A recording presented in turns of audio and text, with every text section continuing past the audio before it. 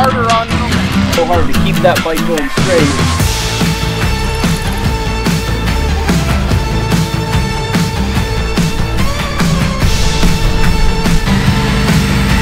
And Scott's put in a couple for a commercial splint, but I could also do something with padding.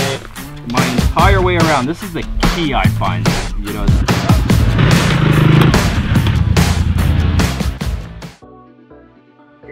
I had dirt bikes when I was in high school, a couple of years, but you know, no real experience, just got out and rode.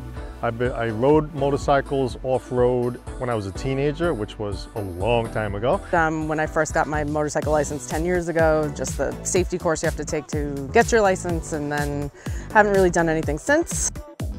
Fortunately for me, level 1 training was my first time on a big bike, you know, in the dirt. Rode street for a couple of decades, and then I was able to discover the off-road bug again.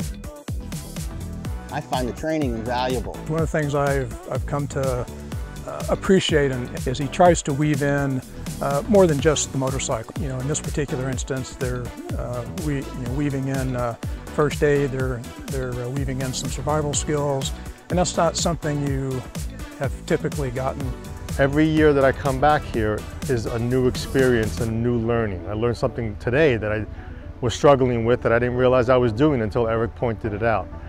Not nervous about dropping my bike anymore, it's part of it. All the instructors, very cool, very welcoming, good energy, good vibes, good mix of people, varying skill sets, all different kinds of bikes. So yeah, it's been a really good day. It was okay to make a mistake, and you could learn from it. Like, this is all applicable to so many facets of motorcycling. So. But when I started, I would have never done what we did yesterday. You're going to be challenged, and you're here to challenge yourself, and that's what I wanted, and that's what I'm getting. It wasn't like you did a couple hours, stopped, and then went out. It was a full day of riding. When you were finished, you were beat.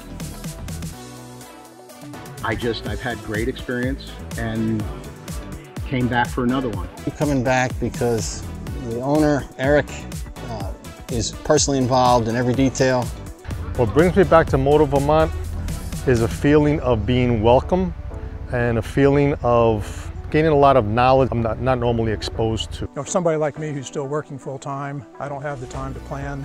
I really like the fly and ride model where I can you know, jump on a plane on Thursday and be back in the office on Monday or Tuesday and have a great, you know, 4 or 5 day ride in a place that I've never been before. A smaller kind of, I guess we could say, family vibe kind of company, and that's what I got from these guys. You can tell that the instructors here really know their stuff and feel passionate about it. They're not just repeating something for the sake of making, you know, money for their business.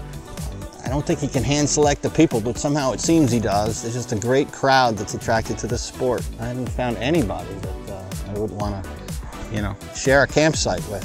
Like, everyone's just really cool. Like, genuine, good people, inclusive, welcoming. Everyone should come and deal with these guys. They're great. The rolling mountains, the farms, the endless trail system, just incredible.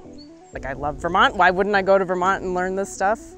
There's plenty of other opportunities in the US, but this just, yeah, this all lined up very well, very perfectly.